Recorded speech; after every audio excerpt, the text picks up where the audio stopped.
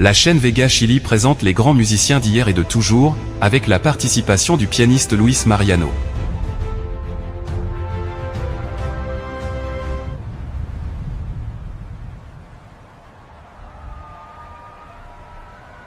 Bonjour à tous. Bienvenue sur ma chaîne. Je suis Luis Mariano, en direct de Vina del Mar, au Chili, l'une des plus belles villes du monde.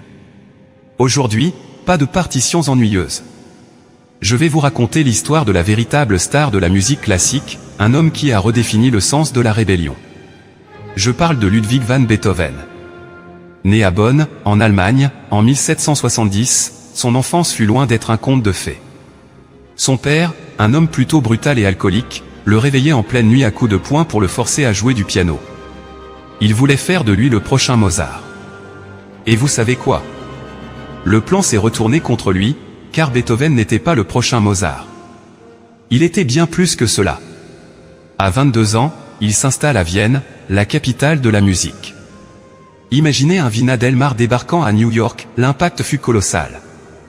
Mais Beethoven n'allait pas demander la permission. Cet homme avait un tempérament fougueux, ne se coiffait jamais, s'habillait comme bon lui semblait et, surtout, défiait l'aristocratie. À cette époque, les musiciens étaient traités comme des domestiques. Mais Beethoven disait, il y aura des milliers de princes, mais il n'y a qu'un seul Beethoven. Un génie absolu. Mais maintenant, je vais vous raconter une histoire que peu de gens connaissent. Le moment précis où Beethoven a failli tout perdre et comment il est devenu une légende. Imaginez, vous avez une vingtaine d'années, vous êtes le pianiste le plus célèbre d'Europe, vos concerts font fureur, et soudain, vous commencez à entendre un bourdonnement dans les oreilles. Un sifflement persistant. À 28 ans, Beethoven a compris qu'il devenait sourd. Pour un musicien, la surdité est une mort. Il est tombé dans une si profonde dépression qu'il s'est isolé dans une ville appelée Heiligenstadt. Il écrivit une lettre d'adieu à ses frères, un testament où il confessait avoir songé au suicide. Son monde s'écroulait autour de lui. Il n'entendait plus les oiseaux, plus les conversations, et bientôt, il n'entendrait même plus son propre piano. Mais c'est là que se produit le miracle de la volonté humaine. Beethoven décida que le destin ne l'emporterait pas. Il déclara « Je vais prendre le destin à la gorge ». Ne pouvant plus entendre avec ses oreilles, il commença à écouter avec son corps.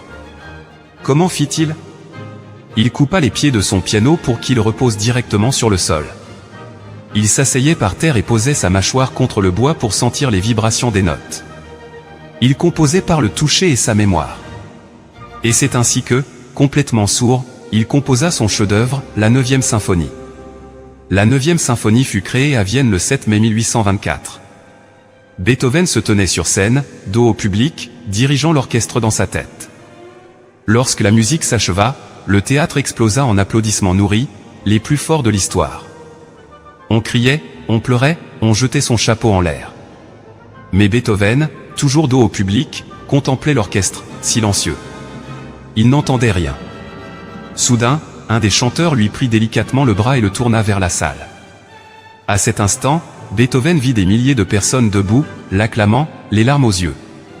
Il n'avait pas besoin d'entendre les applaudissements, il les voyait, il les sentait. C'était le plus grand triomphe de l'esprit humain sur l'adversité. Beethoven mourut en 1827, mais il nous a laissé un enseignement précieux, aussi sourd que soit le monde à vos problèmes, aussi difficile que soient vos circonstances, la musique et votre force intérieure peuvent toujours triompher. Si cette histoire de Vina del Mar au monde entier vous a plu, n'hésitez pas à liker, vous abonner et partager cette vidéo pour la rendre plus visible. Dites-moi en commentaire, quelle est votre œuvre préférée de Beethoven? À bientôt au prochain concert. Salut!